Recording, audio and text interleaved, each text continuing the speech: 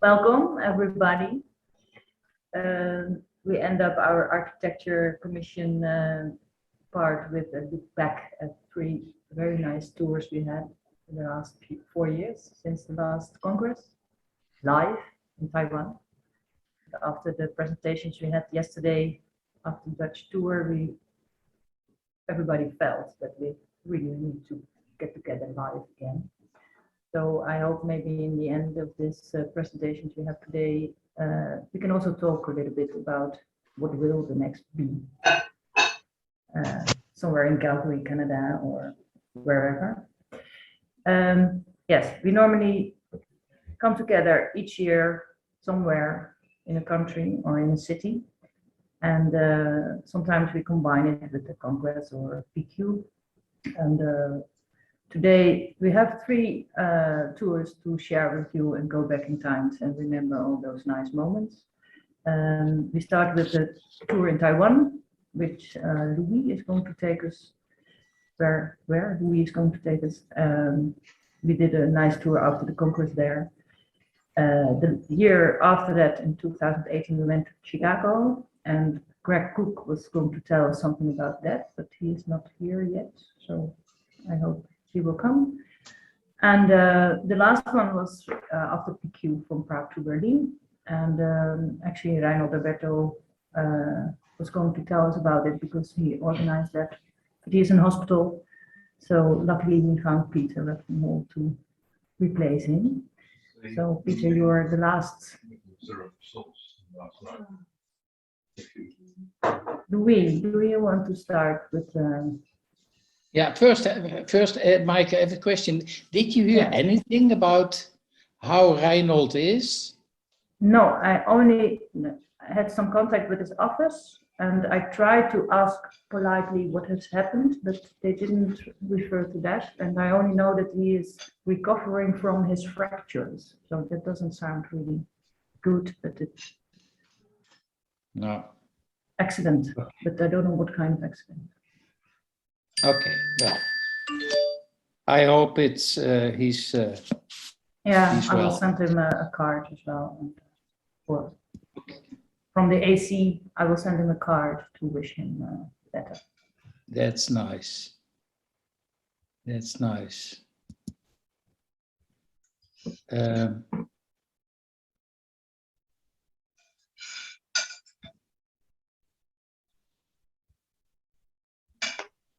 Okay, everybody sees my screen, I think. Yeah, okay, thank you.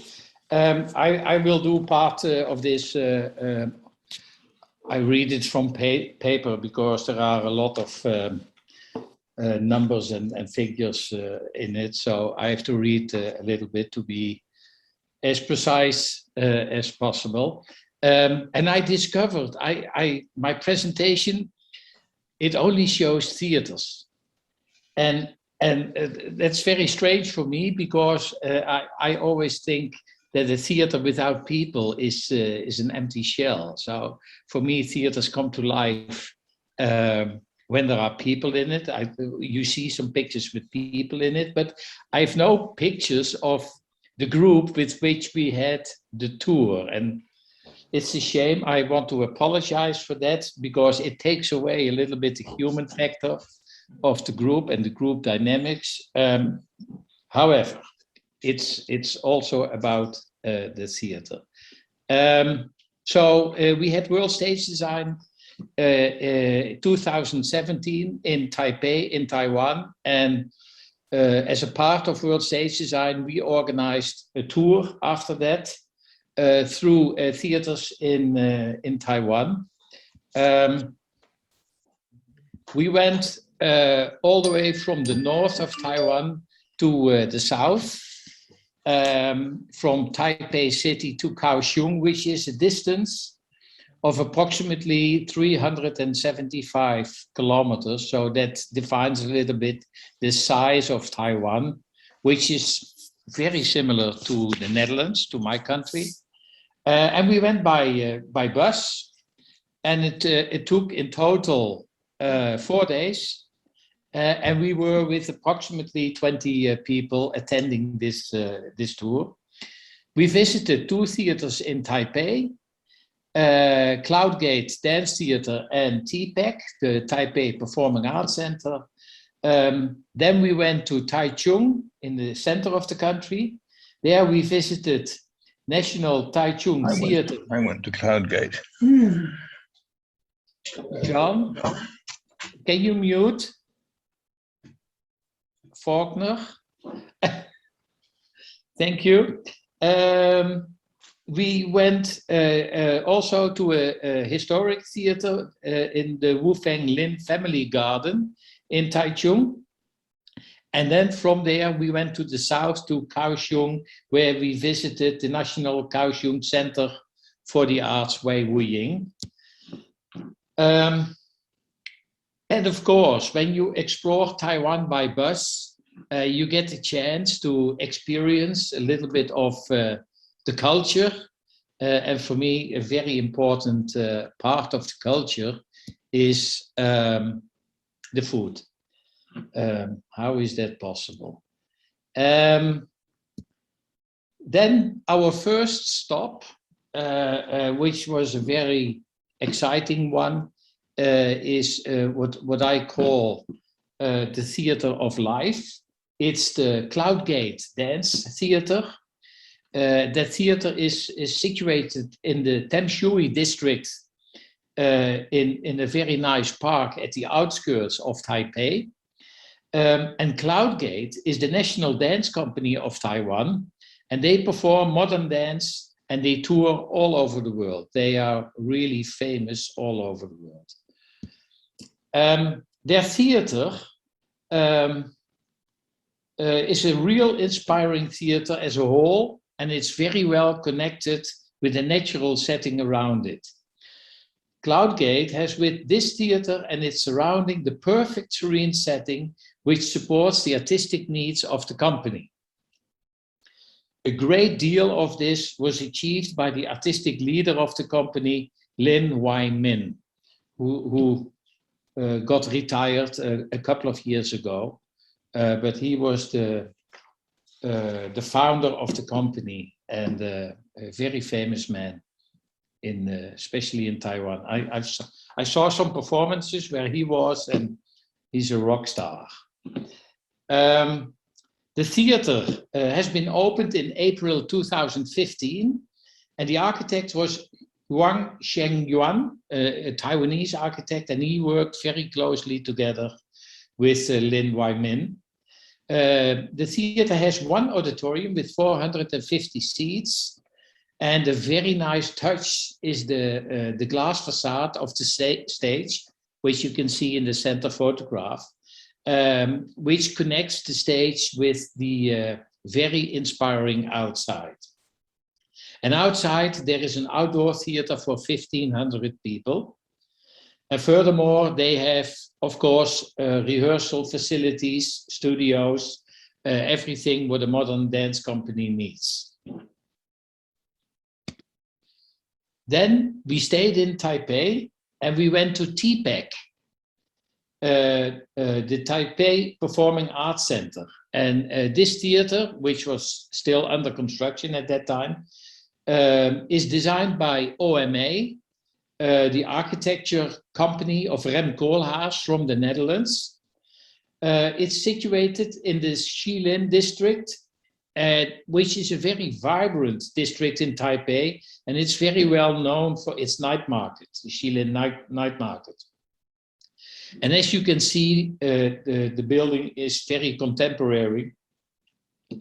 And yesterday with the acousticians, you saw already some images of it. The theater has 3 auditoria. The large auditorium is the 1,500-seat Grand Theater, and it has an 800-seat multiform theater. And this multiform theater can be combined with the Grand Theater into a 2,300-seat, what they call super theater. In addition, there is an 800-seat proscenium playhouse, and the building is pretty complex. And all the auditoria are at higher levels because, yeah, the footprint of the building is smaller than the higher levels. And therefore, the logistics are pretty complex. They all have to go through the same large elevator shaft, very large cargo elevators, and it's pretty complex. What is a very nice feature of this theater is that it has a public trail through the building. So, and it's public space. People can walk through the theater along a trail and go all the way up to a roof terrace. So they can see a little bit rehearsal rooms, offices. If they are lucky, they can have a peek into the stage. It's very nice. From there, we went to Taichung for the National Taichung Theater. And that theater was designed by Toyo Ito from Japan. And here they also have 3 theaters, a grand theater with 2,700 seats, a playhouse with just less than 800 seats, and the black box theater with 200 seats. The public space is very elegant and very nice, as you can expect from Toyo Ito. That goes for the foyer space at street level, and for the very nice roof garden, which is a destination for itself. It's really worth to go there and go to the roof. If you look at the picture bottom right, that's the roof garden, but it's in its beginning at that time. Now, if you go there, it's much more grown, all the green. This building is like the TPAC, a logistic challenge. The main theaters are at higher levels, and the get-in is pretty difficult there. Oops. The facades of this building, they are load-bearing. So they are construction, part of the construction, and through its form, it was incredibly difficult to build, especially to pour concrete. I was there during the construction phase, and especially where the curves are very strong of the facade because of the iron of the steel. It was difficult to pour concrete through that. From there, we stayed in Taichung. We went to a more historic theater, the Wufeng Lin Family Garden, and it is, or it was originally, a family mansion for the Lin family, which was a powerful family of lords and warriors, and it was built between 1835 and 1894. And this complex has several courtyards and gardens. Interesting for us, of course, was the traditional Chinese theater, which you see here. It's a very small theater, but it was in one of the courtyards. And it was very interesting to see this as a, how do you say, a different perspective of the theaters in Taiwan, because the Taiwanese government has spent in the first decade of this century, they spent something like 10 billion euro to build all these new facilities. So it was nice to step back a little bit and see how it was in the earlier days. From there, we went to Kaohsiung in the south, which was our last city. And the city has a population of almost 3 million people. And this theater, which we visited there, is designed by Meccano Architects, also an architect from the Netherlands. The theater is situated in a 60 hectares large park, which used to be an army base. So every man from my age in Taiwan knew that park, Wei Wu Ying, because the initial training for the army was done in this army base. So it was very famous all over Taiwan. And the army base was abandoned, and now it's a beautiful park, really a beautiful park. And in the park, in one corner of the park actually, this building was built. It has 4 auditoria and an outdoor arena theater. Since I was the theater consultant of this project, I would like to go a little bit deeper in this project.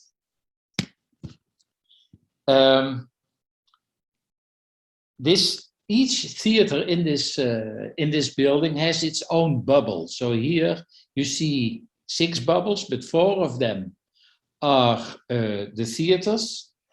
At the top right, you see the recital hall, which is a 400-seat recital hall for chamber music. In the bottom right, you see the concert hall, which is a 2,300-seat concert hall. In the middle, there is the opera house, which has 2,000 seats. And at the left side, you see a 1,300-seat drama theater.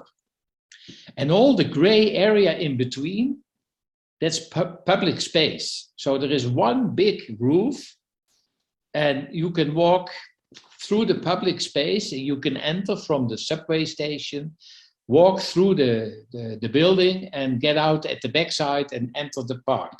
So it's very nice. So you see this public space, Banyan Plaza, because in the park you have many banyan trees, and the banyan trees is they have large tops, and the tops of the trees, they grow into each other. And that was the inspiration for the architect, is to build this common roof for the 4 theater spaces, and getting public space under the roof. And that's very nice for the Taiwanese culture. You always see in parks, you always see people practicing dance or drama or sword fighting or Tai Chi. So people do that in the park under the banyan trees, and they also do it now under the roof of the Wei Wu Ying complex. The logistics of this building, they are very straightforward. You see at the west the loading bay for 3 trucks, which serves the drama theater and the opera house.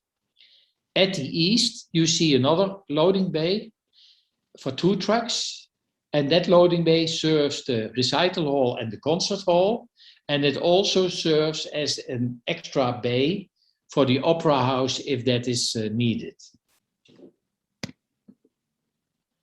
This is the plan of the recital hall. This recital hall for 400 people is asymmetric. And the acoustician, Albert Schue from France, he said musical instruments are also asymmetric. So it's very nice to have an asymmetric concert hall. The acoustics are adaptable, as you can see around the seating area in red. There are curtains which can be open and closed, which changes the reverberation time of this concert hall by a couple of, not seconds, but milliseconds, yeah. Okay, in section, you can see there is a sufficient volume for a small concert hall. And you can see above the whole auditorium, there is a technical grid. And if you look carefully, you can see the ideal technician working on the grid. And for the people who know me, they know who that technician is.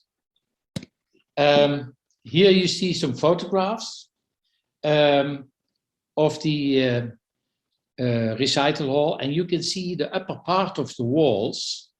It's acoustically transparent. So behind those upper walls, there is this gallery with all the curtains which can be put in or taken out. The next space is the playhouse. And the playhouse is a flexible auditorium, and it can be used as a traditional proscenium arch theater, but it also can be converted in a thrust theater. So the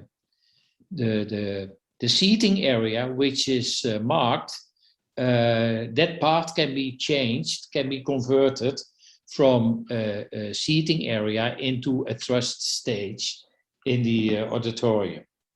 And that goes almost fully automatic with seating elevators, which you can see here now in the section. We have the seating elevators in the auditorium. But in the stage, we kept it simple for the understage machinery. We didn't put in any automated systems, but we created a very large strap room, which is 12 by 12 meters, so that's pretty large. And the upper stage machinery is a fully automated flying system. Here you see some pictures from the stage into the auditorium. And in the left, you see the seating for the proscenium theater, which at the moment in this picture, they are at stage level, but of course, normally they are 1 meter below stage level. And in the top of that picture, you can see the tension wire grid, which is located above the tension, above the thrust stage. In the right side, you see the auditorium elevators, which are being used to convert the stalls from proscenium arch into thrust theater. Here are some pictures towards the stage. The top left picture, you see all the flybars being down. So that's why it's so black in that area. In the bottom left, you see the grid above the stage. Down center, you see the trap room. And in on the right, you see the stage. And please note the gray color of the walls of the stage and the high level of working lights, although the top working lights above the second gallery are even not on at the moment. So I really believe in good working conditions for people working on stage. And I think, let's say, we should unblack all the stages, all the theaters in the world, to create a more human environment for people who work on stage. And I'm a strong believer of that. I also am a strong believer of daylight on stage because it's human to treat technicians also like that.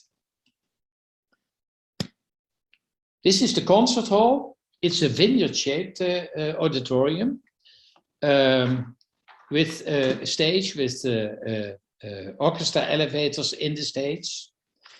And in section, you see the huge canopy, the acoustic canopy, weighs 30 tons. And it can be put in different positions depending on what kind of concert there is played. And it goes from Baroque music, where the canopy is pretty low, and in the highest position it's for organ concerts. Here you can see a cross-section of the auditorium, and you see the lighting bridges. And as we heard yesterday also from the acousticians, these lighting positions, they are openings in the ceiling. So if you don't use the lighting, these openings are closed. And if you only need a little light for the conductor, you can open 1 or 2 or 3 of these openings. There are 7 in total, but the main orchestra lighting is in the acoustic canopy. Some pictures of the auditorium. You see the acoustic canopy with the orchestra lighting in it. There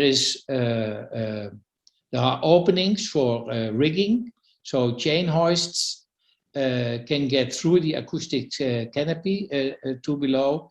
And as you can see in the pictures of the ceiling at the left, if you look very carefully, you see some hatches for the lighting, but they are all closed. So in this picture, you see the ceiling completely closed, apart from what we called the volcano in the middle, which also was there for acoustic reasons.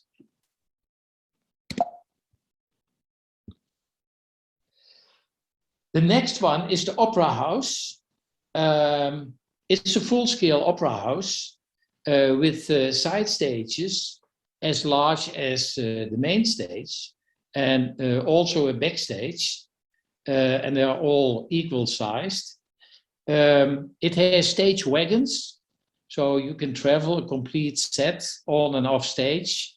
And there is a revolve, a 14-meter diameter revolve, which can be put on stage or to the back or to the sides, or it can go low to the understage. As you can see here in section, the pit for the main stage elevators is as deep as the flight tower is high. So we have 5 main stage elevators, double-deck elevators, and the height of these elevators is 10 meters. And these elevators can travel until the level of minus 14 meters to connect to the understage, which is only situated at the back. And of course, you see all the flybars, the rigging, and the catwalks in the auditorium for lighting. Here are some pictures of the auditorium. Every auditorium has its own distinct color. So we already saw yellow and blue, and this is red. You can recognize the auditorium not only by the shape, but also by the color of the seating. Some pictures of the stage. And the bottom left, it's a bit a confusing picture maybe, but at the bottom left in that picture, you see in one shot, you see the understage where the revolve is parked at the moment, and the backstage at stage level.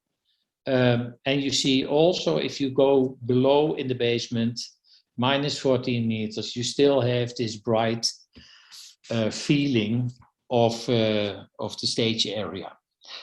The large picture in the right shows again the bright colors, which I think we should do everywhere. Then we go outdoor. There is a large outdoor theater, and you see the roof of the building is a very organic shaped roof, and at the back of the theater, the roof touches the ground. So you can create a stage in front of the roof and have the audience sitting on the roof and looking into the park. And it's very nice. Most of the productions I saw here, they used it the other way around.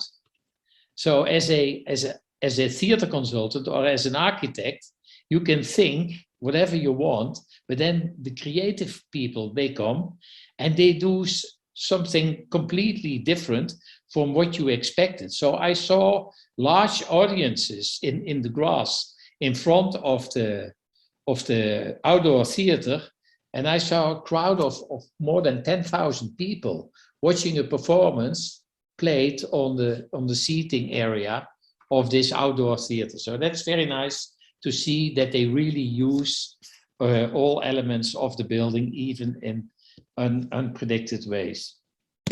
So the last picture is the theater by night. and behind the theater, yeah, it's very difficult to see, but there is the large park.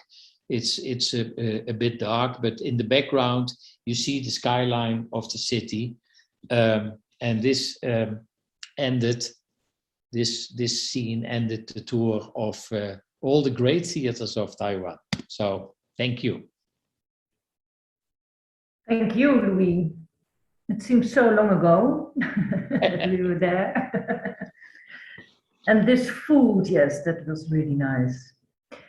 But thank you for your presentation. I'm a little bit in doubt now because Greg didn't come in. I had his presentation. Do Peter first. So Peter first, and then hope that he will come. And otherwise we can look at the pictures from Chicago and try to make a story out of it by ourselves. You were in Chicago. Yeah, you can do that presentation. You have to support. Shall I just share my screen then? And yes, please, Peter. Okay, there we go. So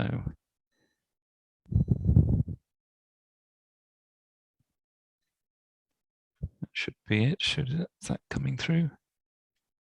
Yes, we see the PowerPoint now. Is that all right? Yes, that's all right. Perfect. You can still see the pictures, can you? Yeah. Excellent, very good. Well, we're back in 2019 for this visit, and this was organized by our long-serving member of the Commission, Reinhold de Berto, with his colleague Natasha Bard of Thea Pro in München. Sadly, Reinhold isn't here to share this, but it was a wonderful trip, and here's the story. What made this trip special was the insight and expertise of the travellers.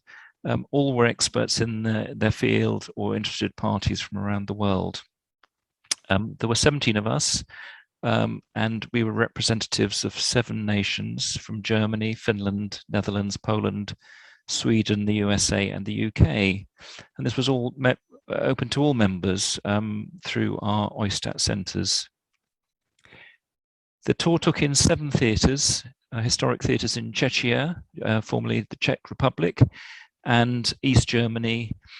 And we set off from the Prague Quadrennial after our annual meeting, and we dispersed from Berlin 3 days later. I'm just going to start with a comparative view of plans, because I always think it's quite interesting to see the different scales of these theatres. Some were private, some were public. I'm showing these in chronological order here rather than in the order we visited them, because I think it also helps to show how they span the centuries and different scales. So our first stop was in Litomyšl in the Czech Republic, Czechia. We joined a guided tour of the Castle Theatre and 12 representative rooms of the palace. The palace here is a UNESCO World Heritage Site. It was built 1567 to 1581. 2 successive palace theatres operated in the 18th century before the remaining one was inaugurated in 1798. Members of the noble Waldstein-Wartenberg family and their friends performed popular comedies here for the next 50 years. This was for their own pleasure as well as for local audiences until the town theatre was built in the 1840s. The theatre has been spared the attention of refurbishment and is therefore one of the few that has been preserved almost in its original form, including the original stage machinery and lighting equipment. Indeed, it is reputed to be one of the 5 oldest theatres in the world. The theatre has 16 stage sets, 2 front curtains, and over 300 items in total, many painted by the renowned scenographer Josef Platzer. The stage has 6 sets of sliders, with a fixed front set giving a stage depth of up to 10 meters. The sliders are paired rather than tripled, so that it can change between 2 settings before flats need to be changed over for a third. The illusion is of a very fine perspective. The stalls benches would once have been segregated into front and rear sections, but today are together on a single raked floor. The Count's box takes centre position on the balcony, with side columns seemingly dividing this level into smaller boxes towards the proscenium. Altogether, there are around 150 seats. The decor of soft greens and pinks by Dominic Dvorak, who also painted rooms in the castle, is delightful, and the visible brush marks on the flat surfaces make it feel like we are sitting within the scenery. The prompt box takes central position on the stage front. It is flanked by troughs with oil footlights in glass holders. The glasses remain, but the lighting is all now electric. At present, the theatre is only used sporadically for performances and concerts. It is nevertheless open to the public as part of the regular tours of the castle. Our second stop was the charming historic town of Český Krumlov, also in Czechia. The castle sits across the river on an elevated rock form and contains the most exquisite theatre. The Baroque theatre has survived in an almost undamaged condition, with the original stage machinery restored to full working order. There is an extensive collection of scenery, costumes and props too, and an archival supply of artifacts of period technology, including candle sconces, wave machines and sound effects. There are 600 pieces in all. One delight familiar from prints is the long 18th century music stand at which the orchestras sit in 2 rows facing each other.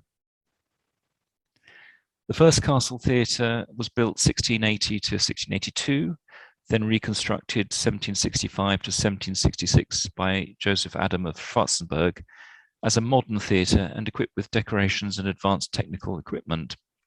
The theatre never burnt down, nor has it been reconstructed to match technical or artistic developments elsewhere.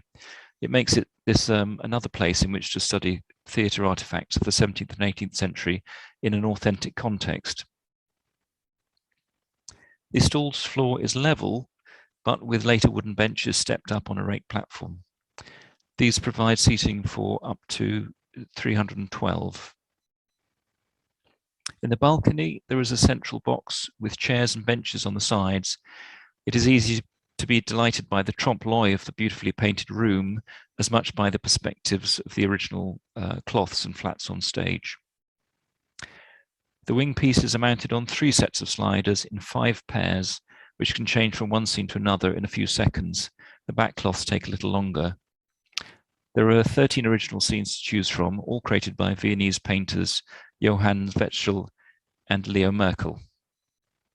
The substage floor has been relaid with modern tiling so that all the stage machinery now sits on top of this. It suggests that every piece of floor, trap and equipment had to be removed, restored and replaced, and it has lost a bit of its enchantment that the older Eckhoff Theatre, which we saw later, retains without this modernization. With all the equipment in top condition, Baroque opera can be staged with authentic scene devices, but its use is strictly limited to help preserve it. Questions present themselves about the circumstances of the forestage, the position of the front of the stage, and the absence of auditorium chandeliers or full stage doors. The lack of evidence doesn't verify conformity with the expected theatre practice, and so the debate continues at the annual colloquium. We were not visiting on a performance night, but our tour organizer, Reinhold, returned a couple of weeks later to enlighten us on the experience. Unupholstered bench seating was not inviting, but he was surprised by what he could accept when attending as close a representation of an evening in an 18th century theatre as is currently possible. Our next stop was Mariánské Lázně, or Marianabad in German.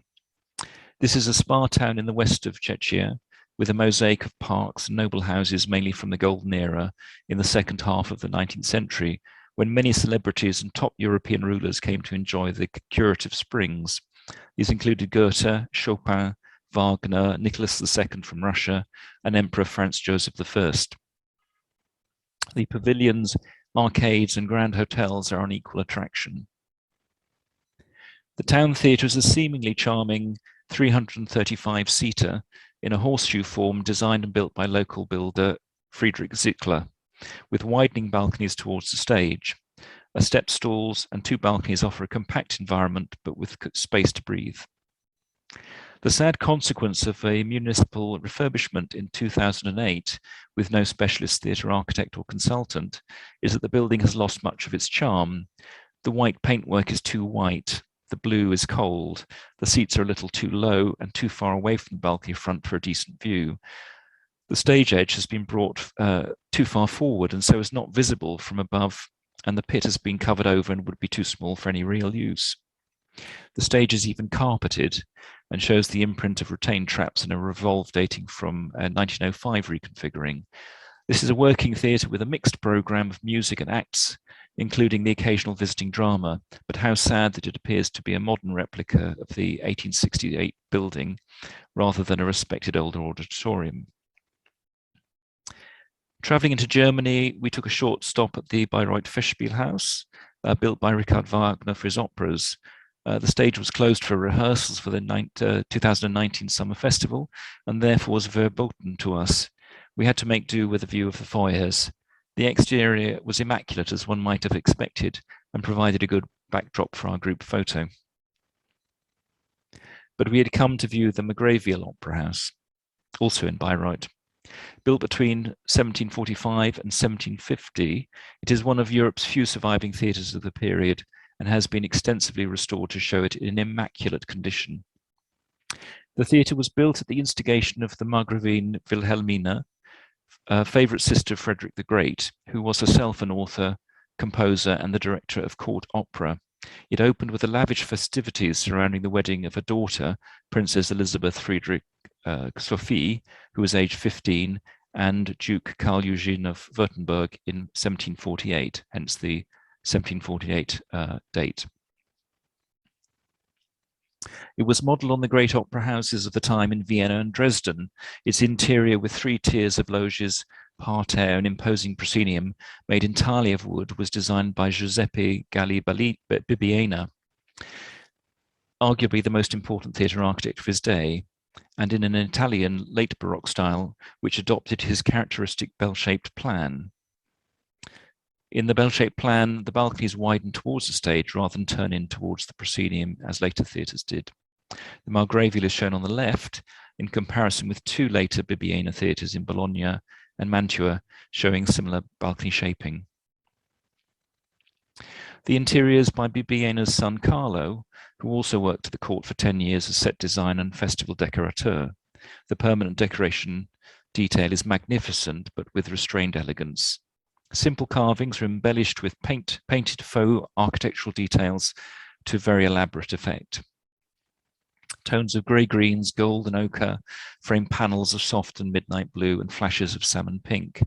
Photos tend to show the colour prevailing, but these are almost lost when the lights dim to reveal the stage setting. It is a subtle balance by a designer who understood the need to contrast an exuberant auditorium with vividly engaging performance.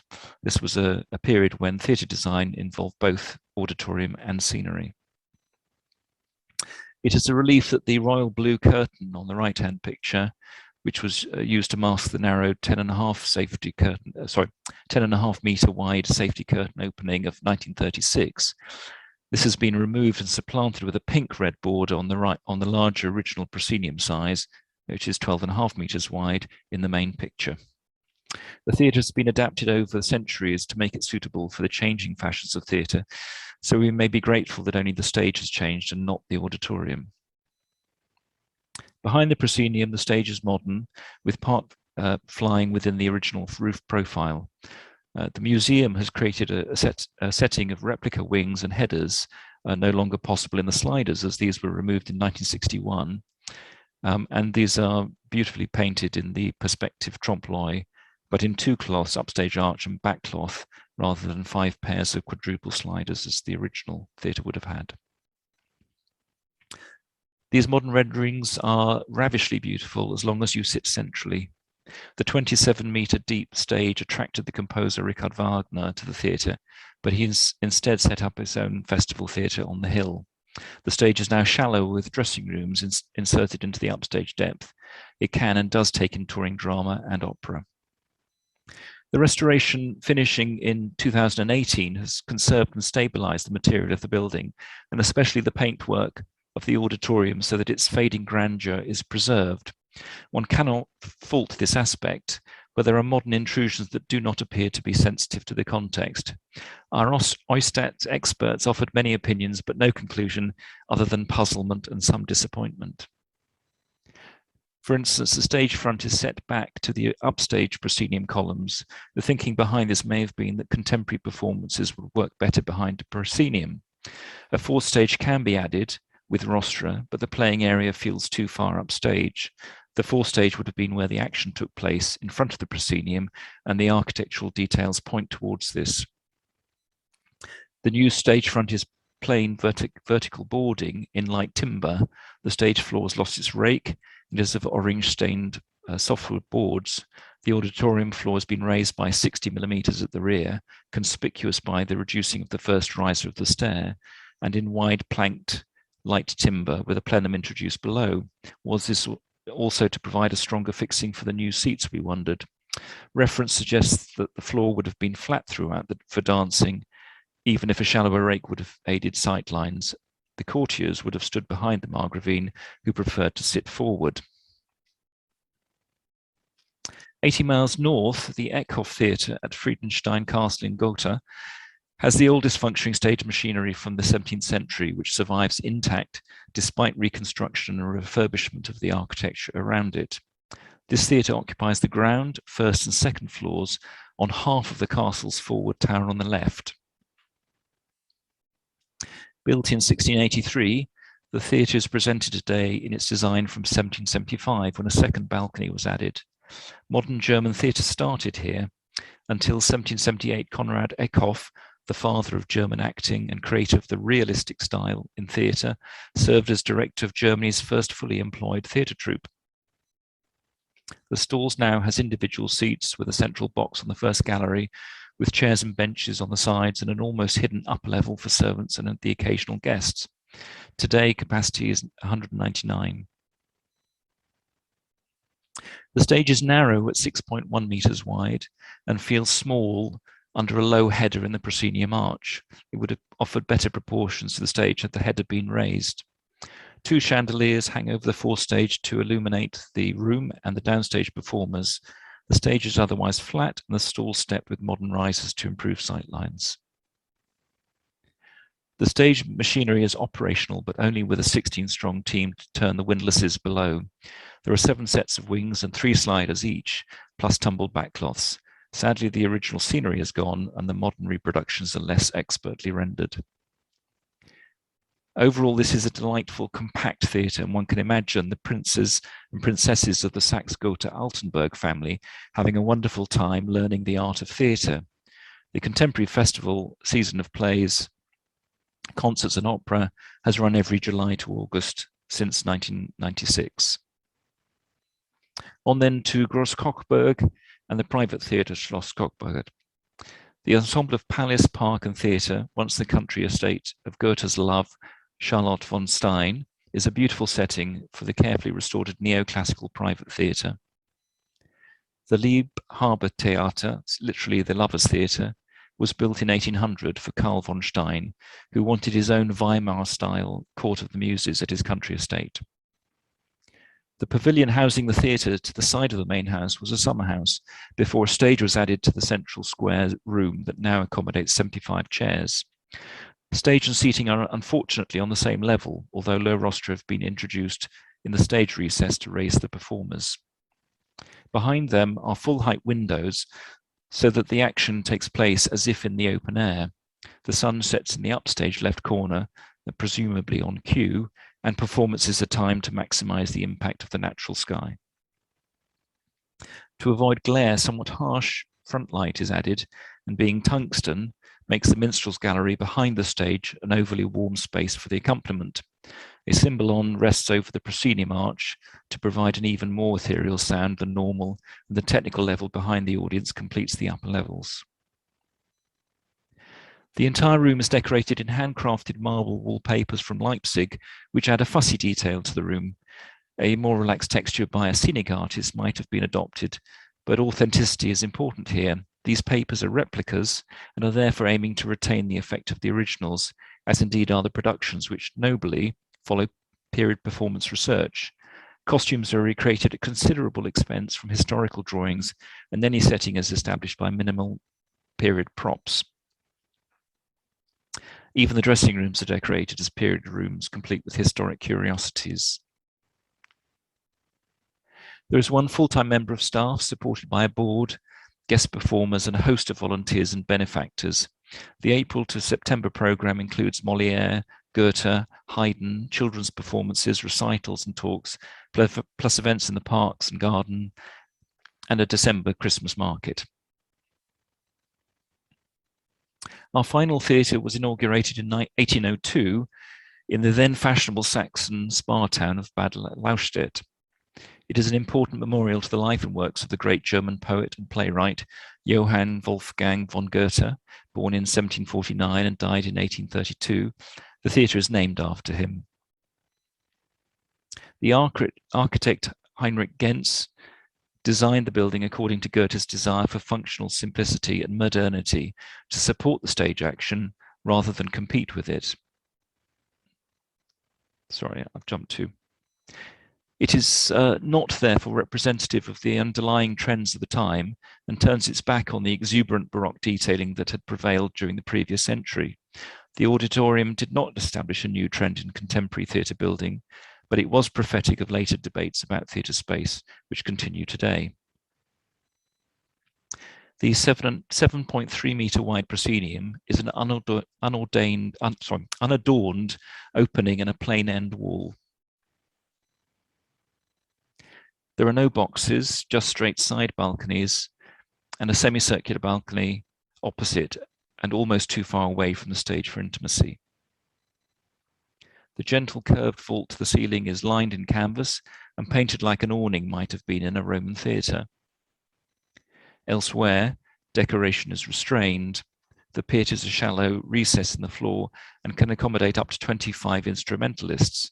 Wagner began his conducting career here with performances of Don Giovanni in 1834. The summer program still includes operas by Mozart and Handel, who was born nearby in Halle. On stage, there are 3 sets of sliders, plus a rear portal and space for cloths, but sadly, no original scenery. Apparently, it took 6 strong men to turn the shafts until a motor was added in 1968 when the stage was refurbished.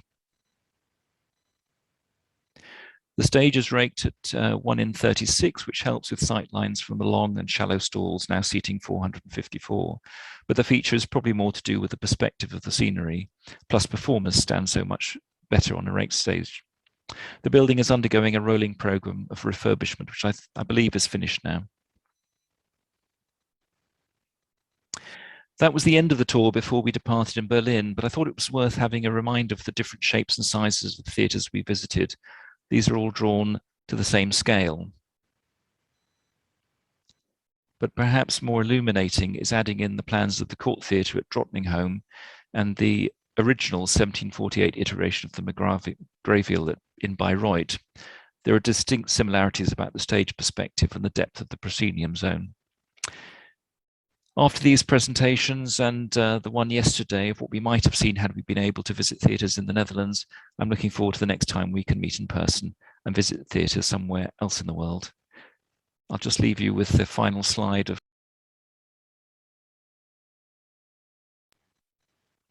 I hope you can still hear me. I've got a sign saying I've been unmuted. Final slide of the websites, but thank you for attention.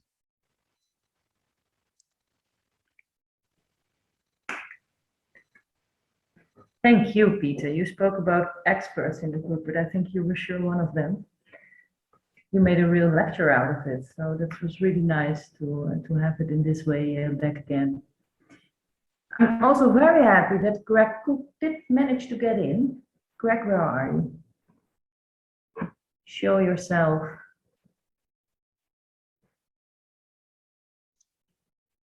Can I have a question for Peter? Oh, is there any good. news of Reinhold? Any news of Reinhold Alberto? Not that we've heard. You know, what do I do now? Yeah, start video. Good job. John, we asked the same question in the beginning when we started, but we just know that he has had an accident and that he is in hospital recovering from injuries, but we don't know what has happened and how it is. But Sure. Okay, thank on you. the architectural commission, we will send him a card and hope to stay in contact about it. Here's your file. Hi, Greg. I'm working on it.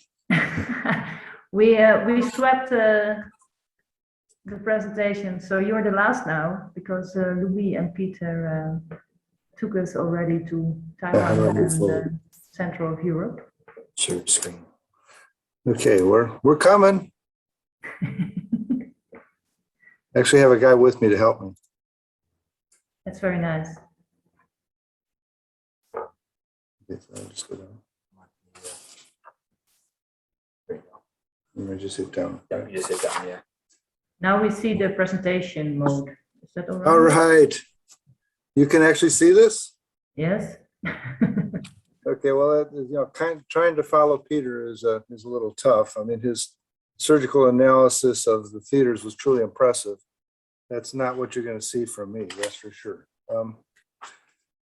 When I was putting this together, it was kind of struck me, actually, especially after following the Dutch tour yesterday. I thought that it was truly impressive on how well you were able to cover those tours totally virtual. The big difference between that and what you're going to see from my tour is basically conceptual. When you did your presentation with the virtual, the nice thing is you always had the designers that did the work that were able to show the special features, the drivers, and what were the constraints in terms of how you put that together again. When I set up the Chicago tour, we went to 15 different venues, performance spaces, none of which we were the designer of other than one of them. So what I was trying to do, and my aim, was to get everyone the opportunity to experience Chicago, to see the theaters and to be able to understand and take in what they found to be important. So it's kind of interesting to contrast the actual visiting of a theater as opposed to the presentations that came through the virtual. I think they both types of tours were very effective, but they are both quite different. So anyways, when I got the opportunity to bring the group to Chicago, meeting with our national body, they let me actually bring it to my hometown, which is good. We're Chicago architects. We've been here for a long time. We're very proud of our city. So showing off the city was as important to me as showing off some of the culture and the theatrical spaces that go along with it. You know, how do I get it to move the slide?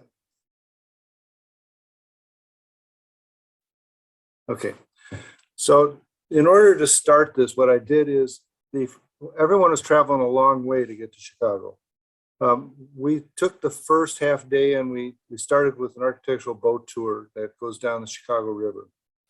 It's put on by the Chicago Architectural Foundation. It's a tour that has comments the whole time, and it's actually quite helpful to be able to see both contemporary and historic architecture all at the same time. Interestingly, the period of time when we did this in Chicago was pretty much exactly the same time as what we're presenting it right now. Today, it's actually a decently beautiful day. When we did this back in 2018, it was raining. So the best laid plans were heavily compromised by the fact that you couldn't be outside on the top of the boat and actually see the theaters. I mean, the buildings of Chicago that were occurring while we were on this special tour. So anyways, after that, we all met at my office. And I gave a talk on the two major events that were key in forming the architecture of Chicago. The first one was the Columbian Exposition of 1893. And what you're seeing here in the picture is called the White City. All these buildings were built in less than 6 months. They're made out of plaster. It was an extremely big deal. There was over 20,000 visitors in 1893, and the primary transportation method at that time was train, horses, and steamship. So it was a marvel. And it was a marvel in terms of inventions. It was a marvel in terms of having an event of this scale and this big. And it was important for the United States to pull this thing off. It featured electricity. It was the first time most people had ever seen electric lights. It had electric boats that were being used in this little pond you're seeing here. And it was pretty amazing. This is the transportation building. It's the only building that had color in the whole thing. And it was done by Louis Sullivan. And any of you who might have ever read about Louis Sullivan, he had a very strong ego. So it was important to him to do something that was a little bit different than everybody else. And certainly the use of color was critical in trying to make sure that everyone knew it was him. After that, what occurred from these Columbian Exposition was a strong push towards the Beaux Arts and the classical styles.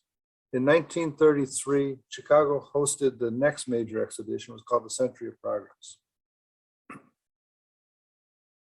Here, this is the outcome from the first one. And then in the Century of Progress, after the Columbian Exposition, there was a competition for Tribune Towers.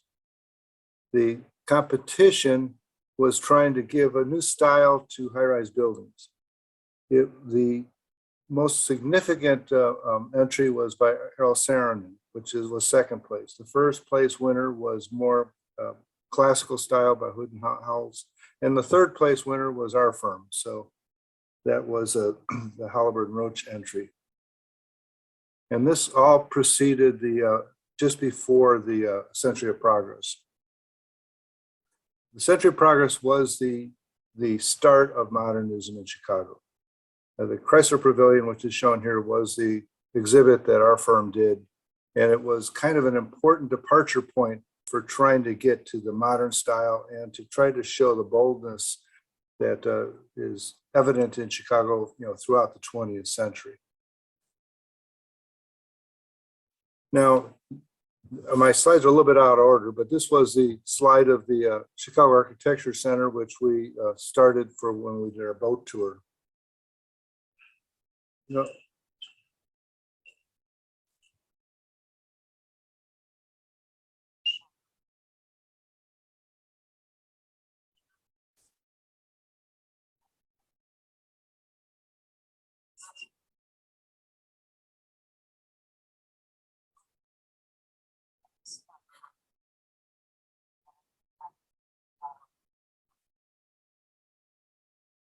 As you could see, I thought I was going to have to do this all by video.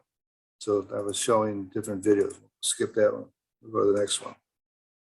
So anyways, here's the Marquette Building. I'm a partner of Halliburton Root. It's a legacy architectural firm here in Chicago. It's 141 years old.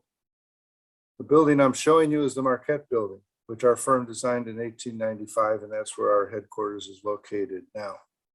It served as a nice backdrop and a good meeting place for all of the folks that were involved in this tour.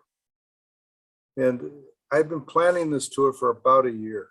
And it was kind of interesting as I was starting to reach out to the different people in Chicago to try to get the materials and the permission to go see their spaces. The Society of Architectural Theater Consultants asked if they could join our tour.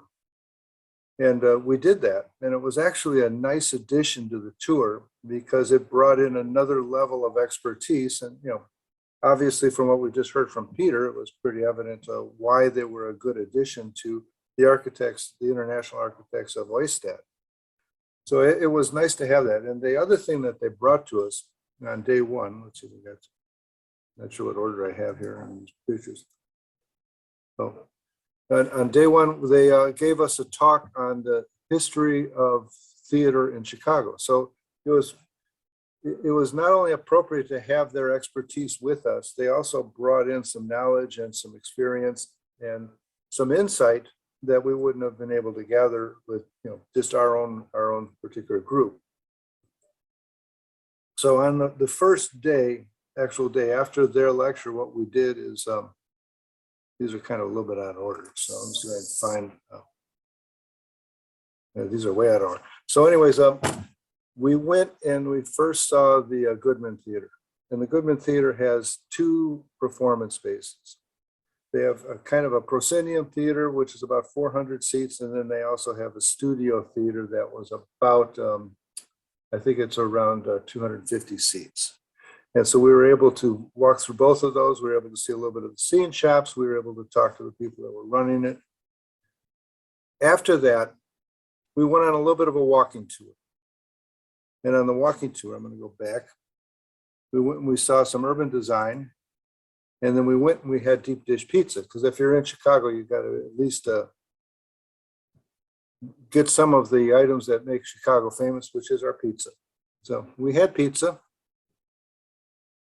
After the pizza, we went and we walked to, we saw the Pritzker Pavilion, which is by Frank Gehry. It's an outdoor theater space. Schiller and Schuck was involved in as a theater consultant. It was Tulaski was the acoustician, and it's Frank Gehry was the designer. This is back to back with the Harris Theater for music and dance. Let's see if I got that picture in here. These, like I said, these. I changed the order last night. Sorry, Mackie, but the Harris Theater has 1,500 seats, and it shares the support spaces with the Gehry Pavilion. So they're back to back, and it's the only theater space that we saw on the whole tour in Chicago that actually is owned by the city. All of the other theaters are privately owned either by the university or by the company which actually plays within those theaters. This is also part of that same area adjacent to the Gehry Theater. It's called Millennium Park. All of this is reclaimed space. Underneath all of these spaces is a gigantic parking garage. And when I was growing up, this was rail yards and it was open parking. And then they reclaimed all of this for public space. It's a very popular area. This was on our way to get to the Auditorium Theater.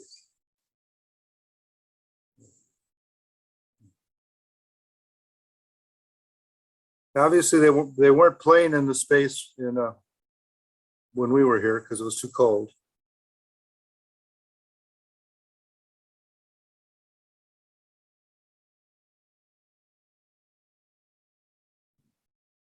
Okay, well, let's keep going. These are like way out of order. Let's see if I can find something to look at here. Okay, I'm gonna have to go way back.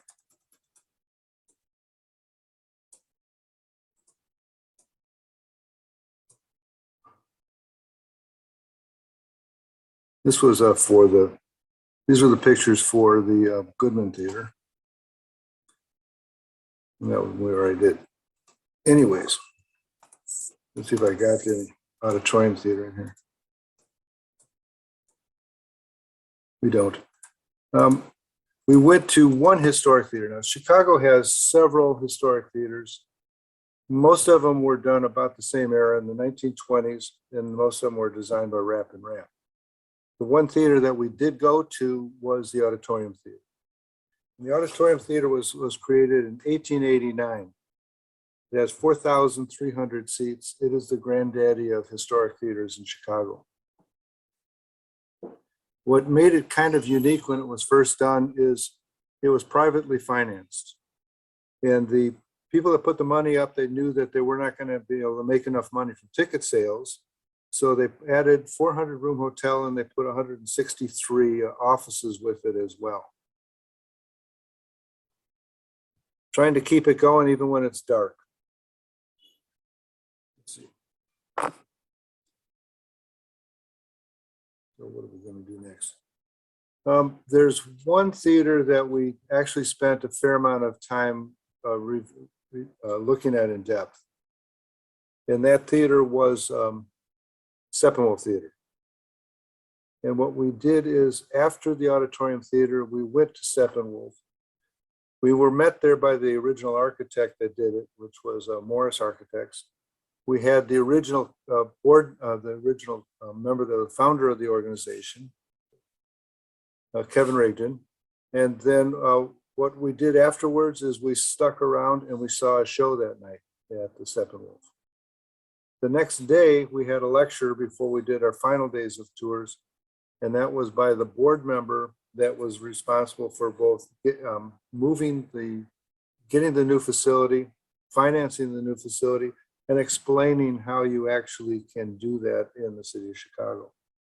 So it was kind of an interesting type of investigation in terms of how you actually can get a privately financed theater project moving and constructed in Chicago. So on our final day of tours, after we had that lecture, we went to Navy Pier, and at Navy Pier we went to and certainly Peter can relate to this. Charcoal Blue was the theater consultant for what am I thinking?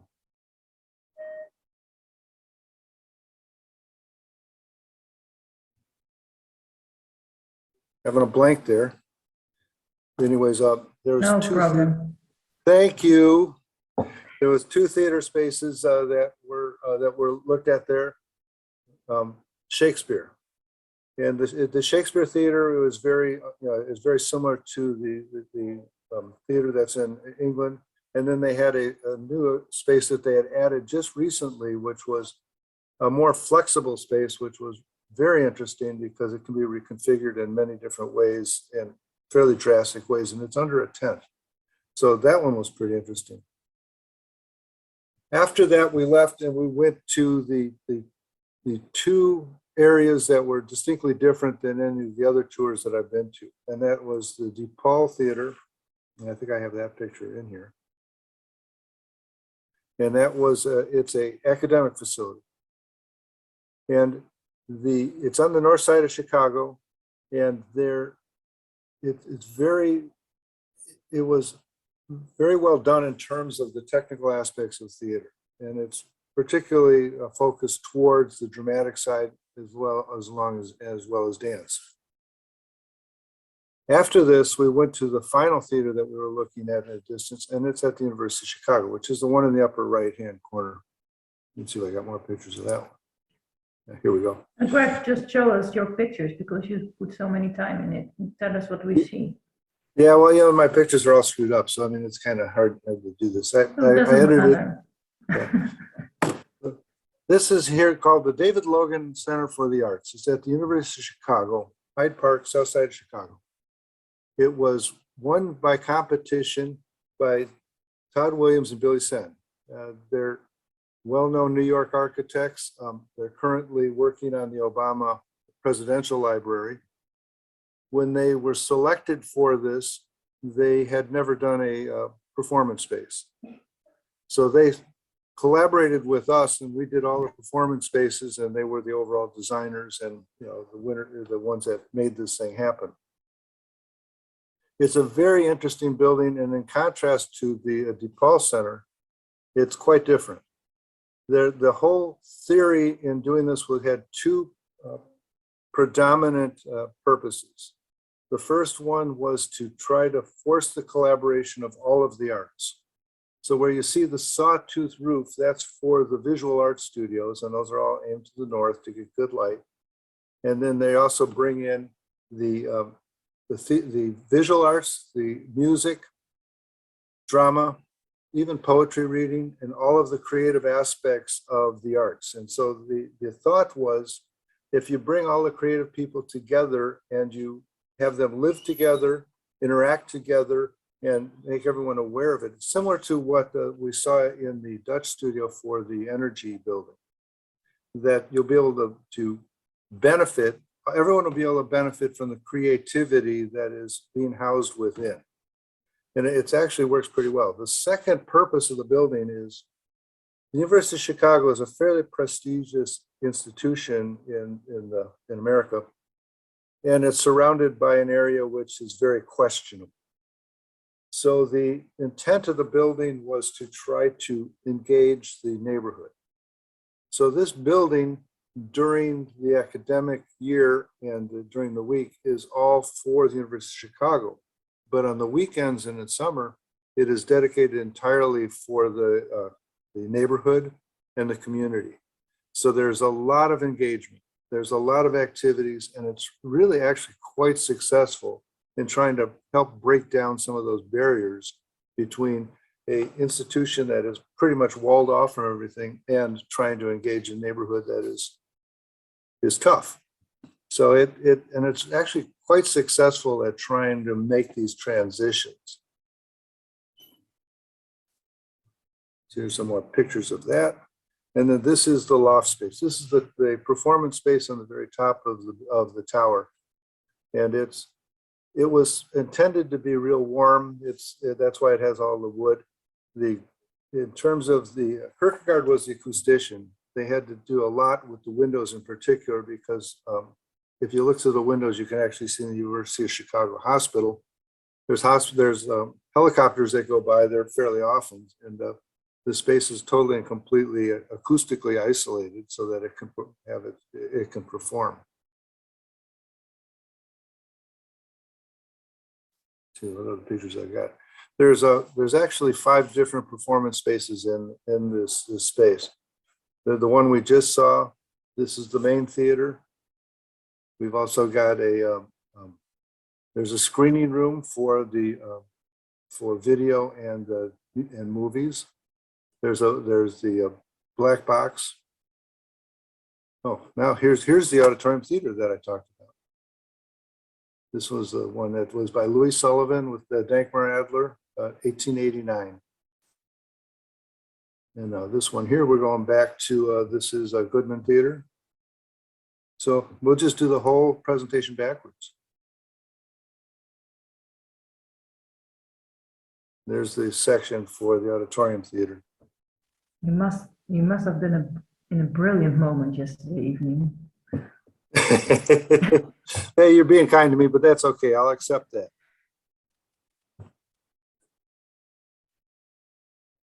So I'm going to get my 20-minute presentation down to about 6 minutes. Not bad, huh? Greg, it was a brilliant set of presentations during the visit, and also a set of tours, a really fantastic range of buildings. So thank you enormously for arranging it in the first place, but also for reminding us of that wonderful time. Yeah. You know, one of the things that I found particularly interesting is at the end of this, we were able to gather everybody back in my office and sit down and talk about it. And what I found particularly interesting is everyone's observation. And the neat thing is everyone participated. You know, we actually did go around the room and nobody clammed up or everyone had something to say. And they were able to share what they found that was different or unique.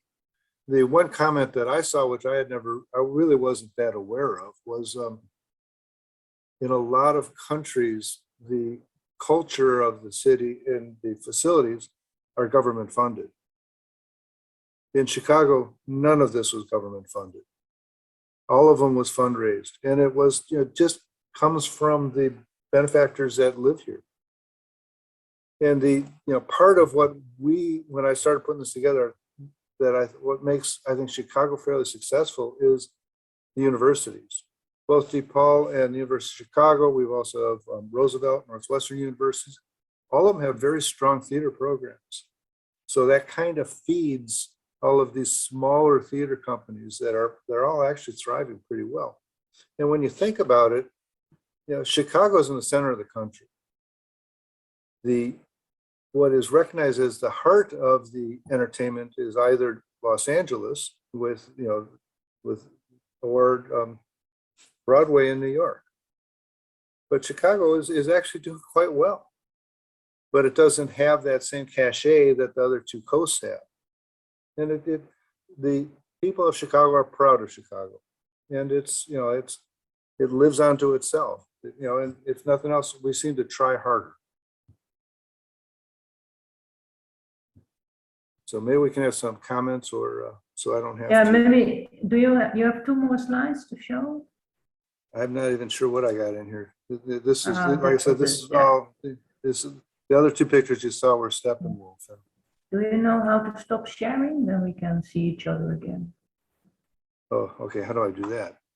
You go and below in your screen with your mouse. There's a green button, share screen. It says. Or above, you can say stop sharing. There's a red button. It's on top.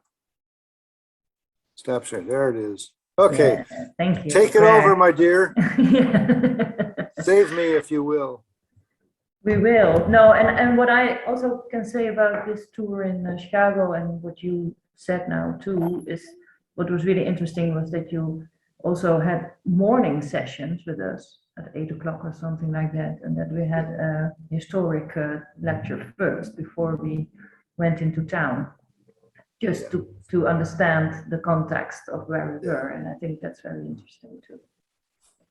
It was hugely helpful having that context for Yes, all the construction, and just understanding a bit of the history of Chicago, particularly the Great Exhibition and the plaster buildings that didn't last. No, It's a great setup for the story. Yeah. It was a bit the same. I remember it when we were in Pittsburgh. We also got a theater tour there, and we all also got the context of this development of the city of Pittsburgh in history. And Greg, how does Pittsburgh compare to Chicago, theater-wise or development-wise? The thing is, all cities seem to get their starts from either geography, resources, or commerce. What really got Chicago going was the fact that you had to go around the Great Lakes with the railroads. So we were kind of like in a key spot. And at the time when all of these theaters were starting to grow, it was pretty much dependent upon all the livestock that was coming here and getting shipped to the whole rest of the country. The Great Lakes as a resource right now is still pretty important because fresh water is getting to be something of concern. But what really was pushing the culture at the time when the Auditorium Theater and all these other places occurred was the city was growing too quickly. And all of the immigrants that were coming into town were all trying to keep the culture that came from the countries that they had originally. There was no organization to it, and the benefactors, the moneyed people of the city wanted to try to put something where they could actually keep some of those people out and control their culture and compete with New York. So when the Auditorium Theater was built in 1889, it was the largest building in the country. It was the tallest building. It was the biggest theater. It was the most expensive, and it supposedly had perfect acoustics. So it was a real big deal in one-upsmanship. And so, and a lot of this is, the political and, the wealthy people trying to show that they're important. I'm not real familiar with Pittsburgh and how it developed, but, I'm very familiar with how Chicago developed. Yeah. Are there any questions for Louis, Peter, or Greg? Or comments? Or And I'm sorry for all you that my slides got so jumbled up. I was still working on this last night. And it has its charm. yeah, No it definitely, well said, thank you. Luckily, it wasn't like that when we were there. No. And actually, it was kind of interesting. When you first asked me this, I had no pictures. No. So I tried to go back to all these places to try to recapture it. But when we were actually doing the tour, I was so concerned about getting to the next place and trying to, to stay on the overall schedule, because we actually packed in a lot of places in our, 3.5 days. Yes. Yeah. I have not a question, but I have how do you say that, a remark to Peter.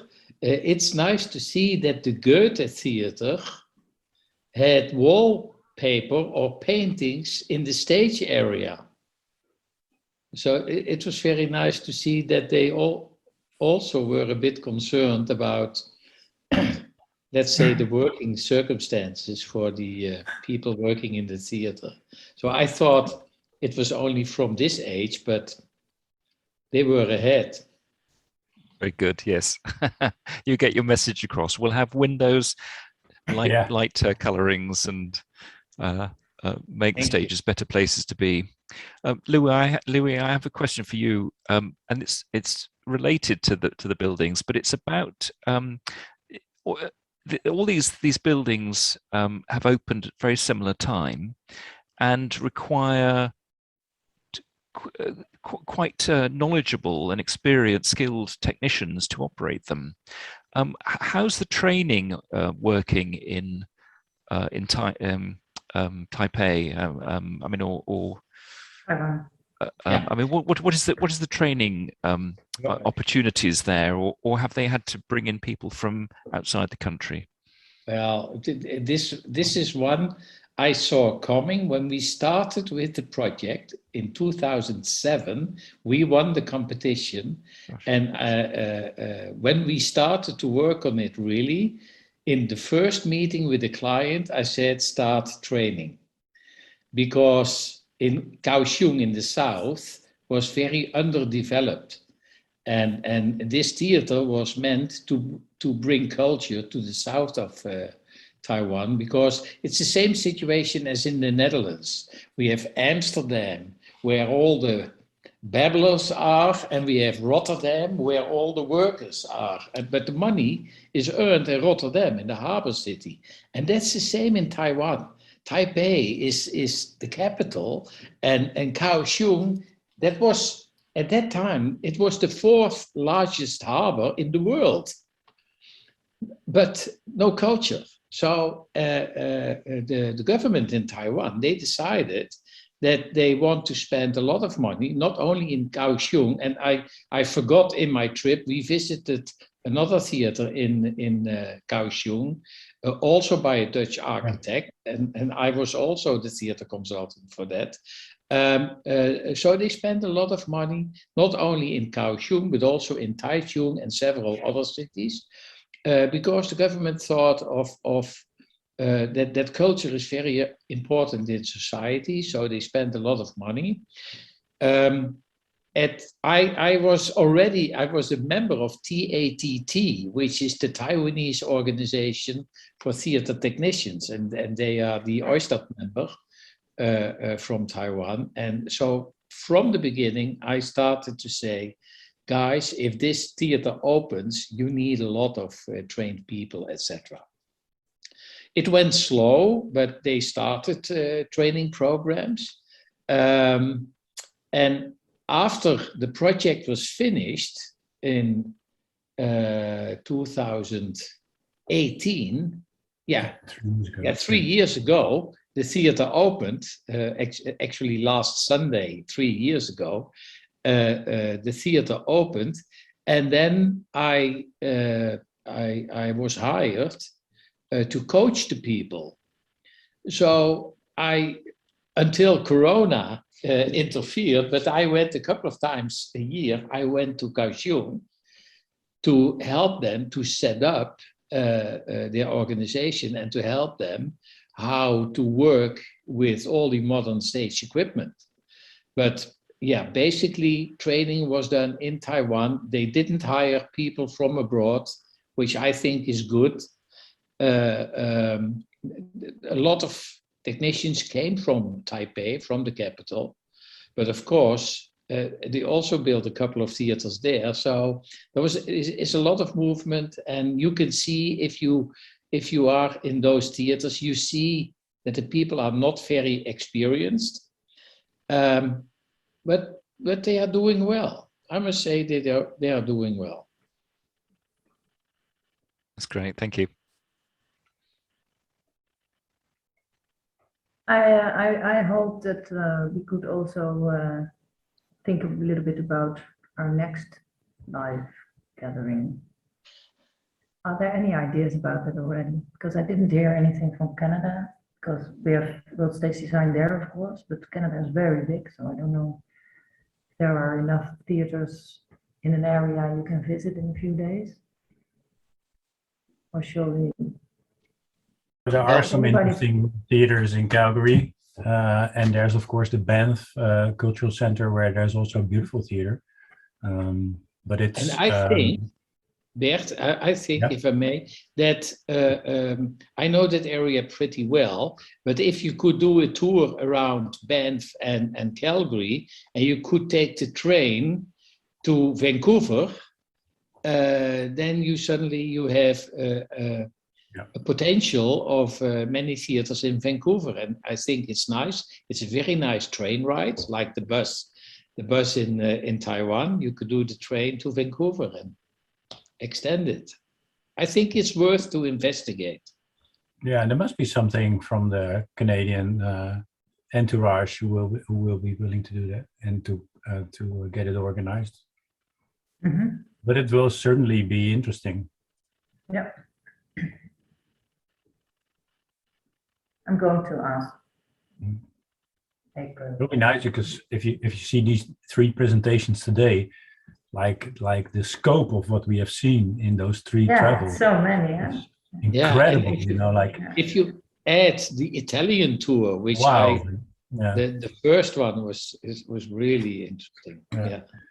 it's really incredible what we can visit and what we can see amongst each other and what we can get organized. So it would be very nice to see if in around Calgary something could be organized. Mike, do we have a Canadian in the Architecture Commission? Well, yes, there's a new one from Winnipeg, Jason. Jason Robinson, he is introduced a few weeks ago. And of course, I have the contact about the tech with April and Lisa from the Yeah, bank. but I realized I forgot his name, Bert, but you know him also. He is, I think, from that area, from Calgary. I think he is a theater consultant from You mean Calgary. Al Cushing? No, No. he's a real Canadian. Sorry. I'm not sure if it doesn't pop up to my mind whoever you mean. So. I will look him up. But Mike, Yeah. I think No, I will. the go, ITT can help. yeah, try to get something. Lisa, Yeah, je kunt would be versturen.